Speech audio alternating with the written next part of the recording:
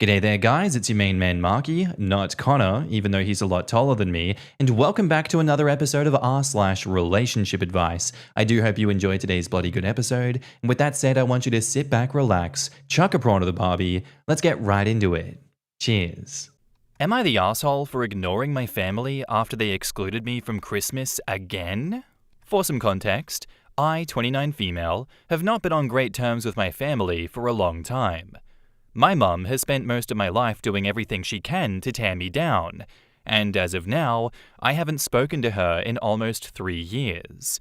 I have an okay relationship with my brother, 32 male, and I love my dad, even though he enables my mum and never stands up for me because he doesn't like to rock the boat. Until a few months ago, I lived pretty close to my parents, but I recently moved across the country and I don't have any friends or family anywhere near my new home. I love holidays and celebrations, but no one else in my family does. When I was younger, they used to make fun of me or get frustrated when I would try to be festive around Christmas, and eventually, I stopped trying. For the past decade, my family hasn't done anything for any holiday, and I have become okay with that. However, my brother, who lives in a different state, got divorced a couple of years ago, and his ex took their house, so my parents bought a duplex in his town so that he could live on one side with my 4-year-old niece, and they could live part-time on the other. They still have their house in my hometown that they live in most of the year, but the last 2 years, my parents have gone up to stay on their side of the duplex for the whole month of December, and they've celebrated Christmas with my brother and niece. Last year, they didn't even tell me that they were going.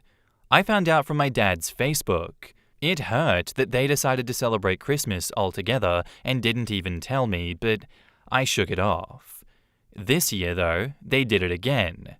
My dad called me on Christmas Eve and told me how much fun they were having as a family, and then asked me what I was doing for Christmas. I told him I was doing nothing. I don't know anyone in my new city, and my family is all celebrating Christmas without me. He paused like he didn't consider that, and then quickly got off the phone. He later sent me a selfie of them all together saying, "Merry Christmas from Brothers State." I didn't answer.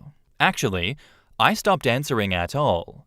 My dad and I usually talk 2 to 3 times a week to check in, but he's called me once and texted me twice, and I haven't answered since Christmas Eve, 7 days ago. I've also not been posting on my socials, and given that I'm not answering him or posting, and I'm all alone in a city far away, he really doesn't know if I'm dead or alive. He texted me yesterday saying, "Please tell me if you're okay," and I haven't responded. I know it's petty, but I'm really hurt that I wasn't even thought of for the family holiday. Even if I was invited, I probably wouldn't have gone just because I don't want to be around my mum. But being left out entirely really hurts, and having them rub my face in it with their selfie is even worse. I've been ignored by my family for my whole life, and I'm tired of trying. I don't know how to say this to my dad, and I don't want to talk to him until I know what to say. Am I the asshole by maintaining my silence? In the comments, OK Strength says, "It's time to admit that your familial relationship will never mend. Go out, find people, do hobbies, see concerts and fairs. Build yourself a new family. And next year, publish the photos of your festivities with your new family. Keep silent." For real, all the energy spent being hurt and mulling over what is missing could be directed at new people and new memories. When I moved to a new town, I went to the Philharmonic Christmas show. Pretty much any free event available, and had the best Christmas. Yeah, I don't think you're the asshole here, OP. You're hurt, and that silence that you're giving your family is just your way of protecting yourself. Your dad knew what he was doing. That phone call and that selfie, those were incredibly insensitive, especially knowing that you were alone and how much you value holidays. It's not that you're punishing him for doing this. I think you're showing him how it feels to be excluded and just how serious this pain is. I think when you're ready, you could tell him exactly that you love him, but being left out again has made you feel forgotten and unwanted. I don't think you're overreacting in this situation. I think you're reacting to years of being made to feel like an afterthought, which, who could blame you for feeling like an afterthought when you're being treated like this? No, not the asshole. And now, onto the update. I didn't think my post from last year was that interesting, but a surprising number of people have asked me for an update, so here it is. After a couple of weeks of radio silence, I followed some good advice from my original post, and I texted my dad to tell him that it hurt my feelings that they left me out. He half apologized and life went on. A lot of people pointed out that while my family was toxic, me ignoring my dad was also pretty toxic, and they were right. My family is super passive-aggressive, and that's the only way that I'd ever learned to handle conflict. And to answer some more comments, I've been in therapy for about 6 years. And after last Christmas, I started working with my therapist on how to do healthier confrontation.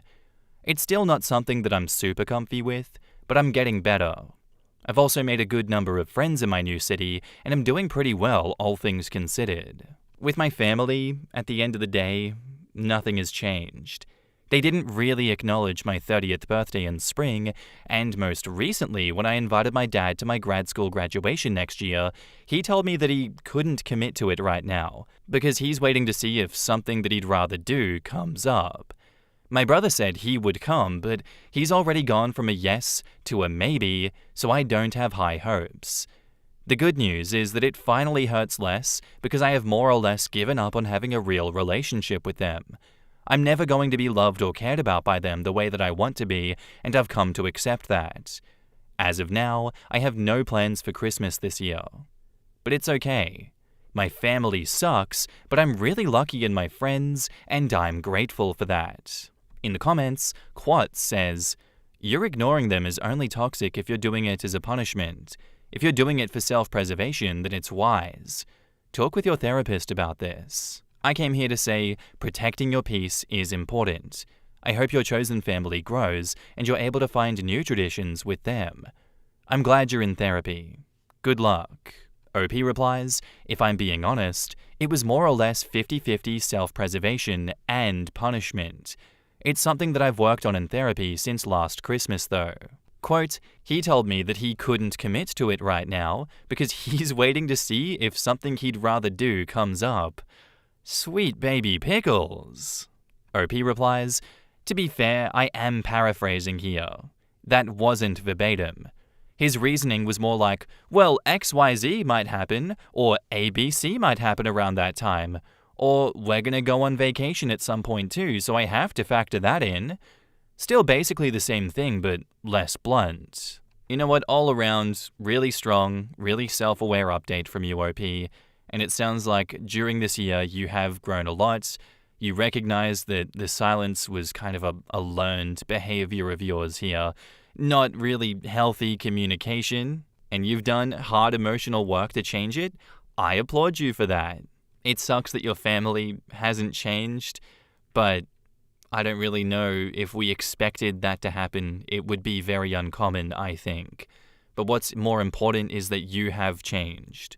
I think you letting go of the fantasy that they'll become this kind of family that you deserve is painful, but I think it's necessary.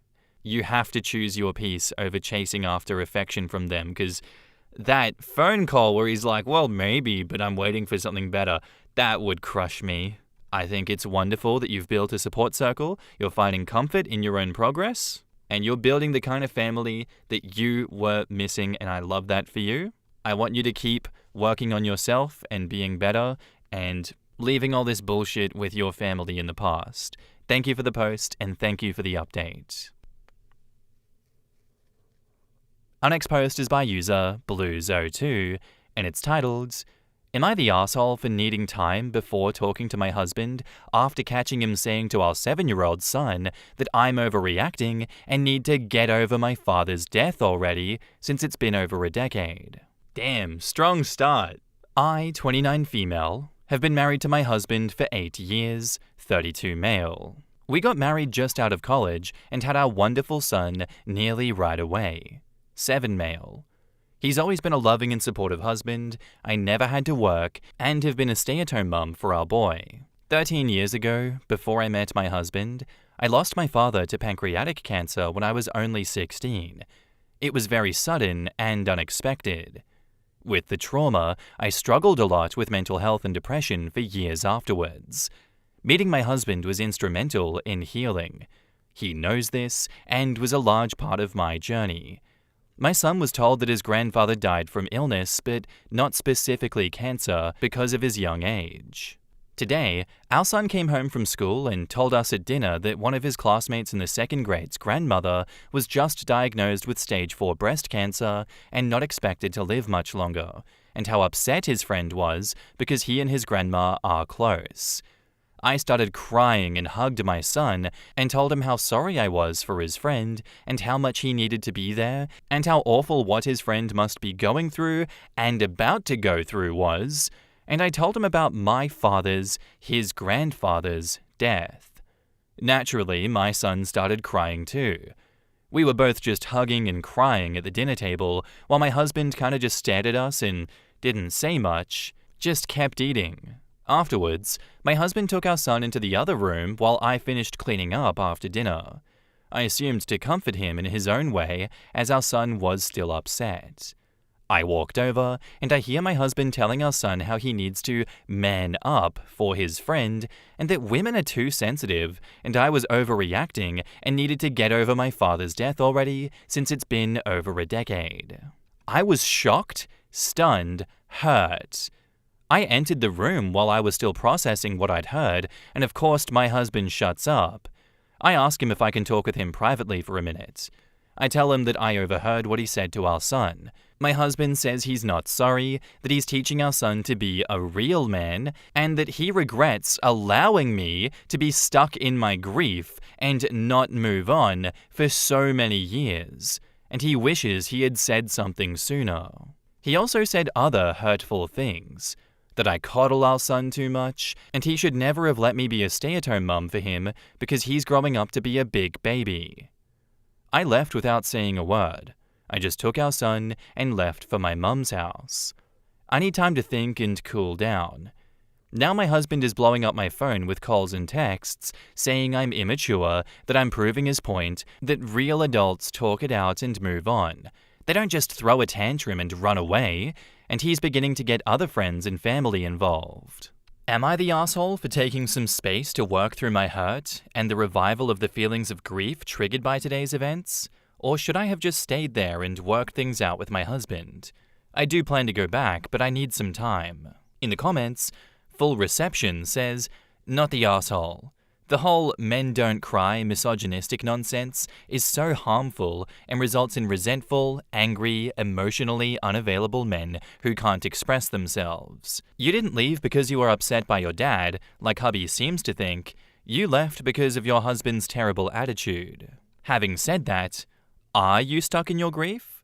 While there's no set period of time for grief to heal, if it is still affecting daily life, and I'm not saying that it is, you may wish to seek grief counseling.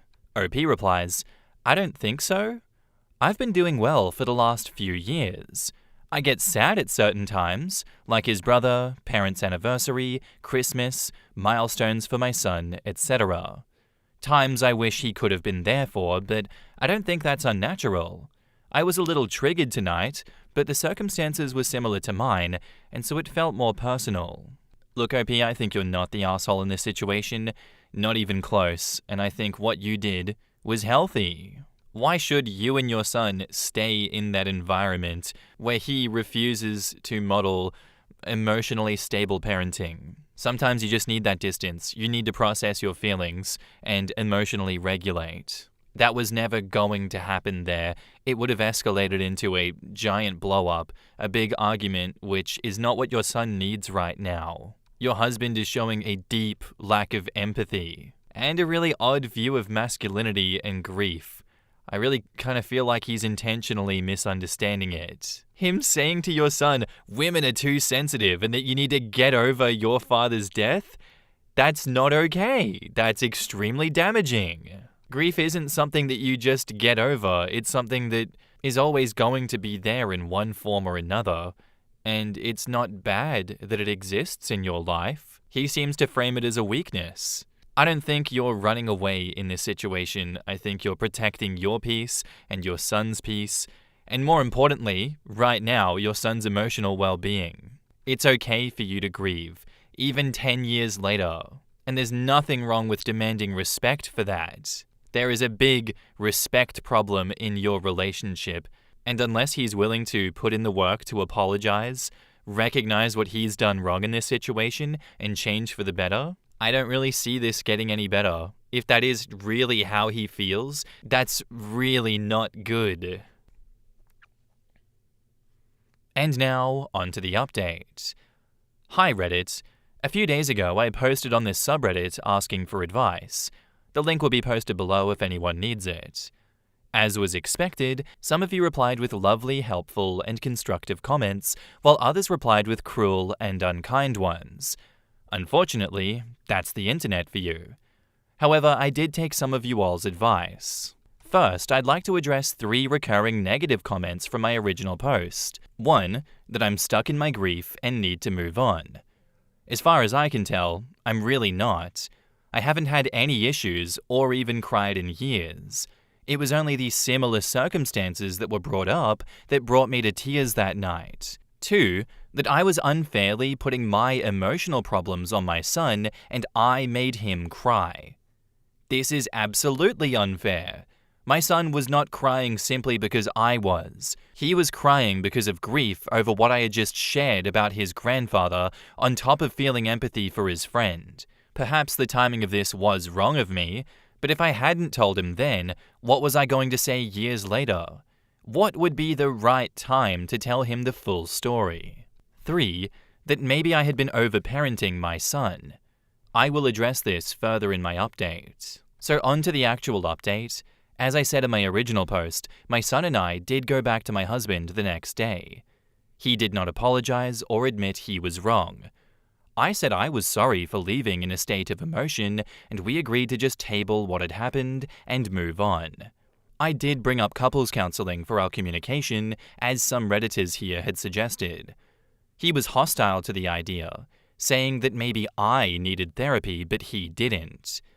After some arguing, he finally, very reluctantly, agreed, as long as I went to more therapy sessions than him. We scheduled our first appointment for in a couple of weeks, which was the earliest we could get in.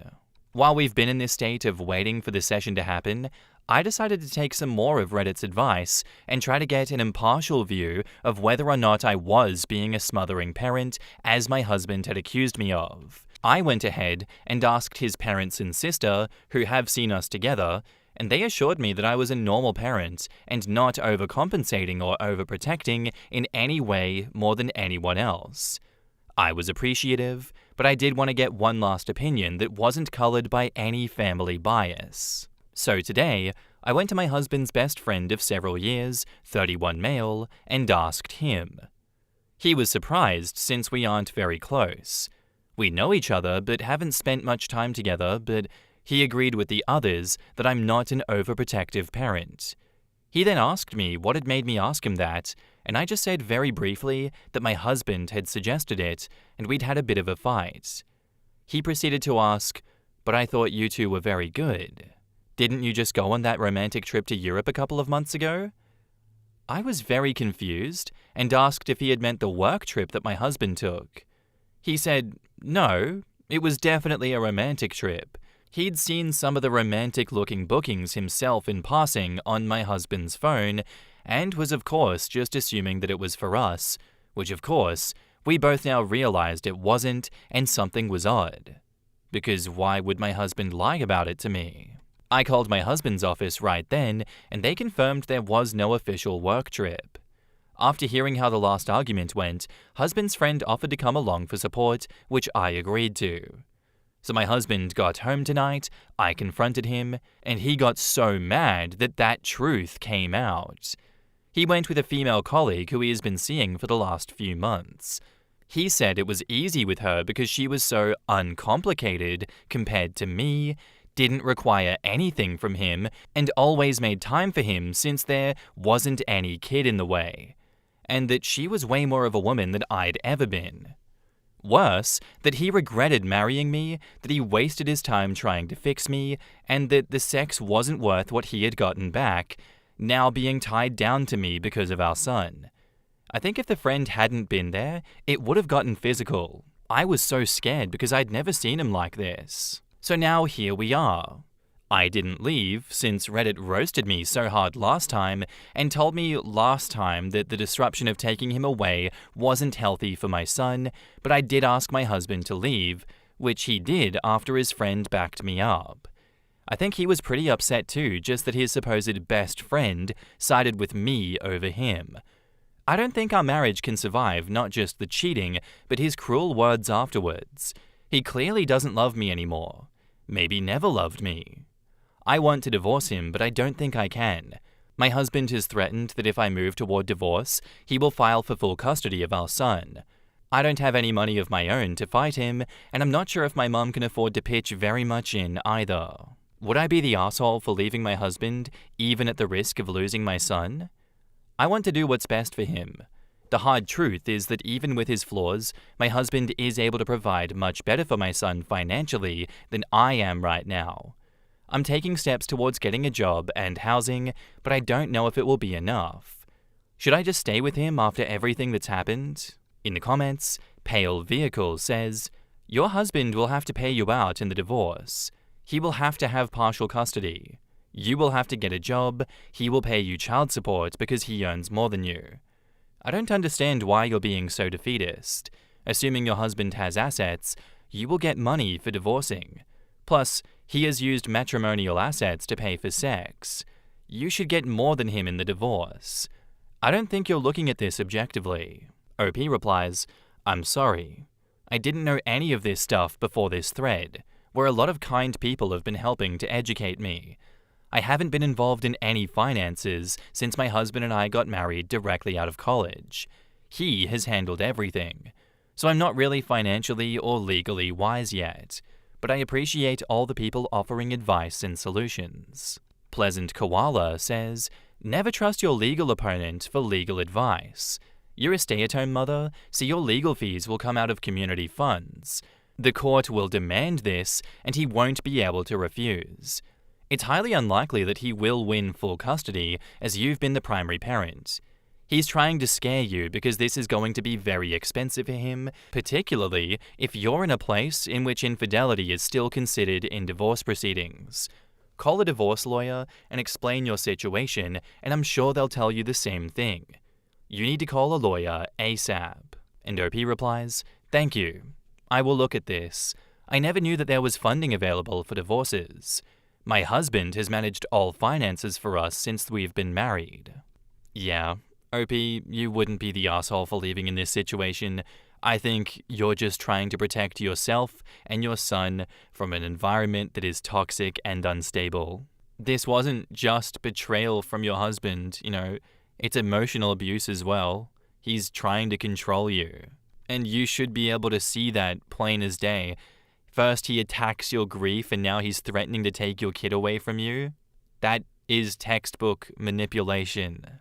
Please keep taking the advice of the comments into consideration for what you're going to do in the divorce. It sounds like you're doing a good job taking their advice to heart. And I hope that if and when you do go to court over custody, they prioritize your child's emotional well-being, especially given just how much shit he has done, and I would hope how much evidence you'd have against him here.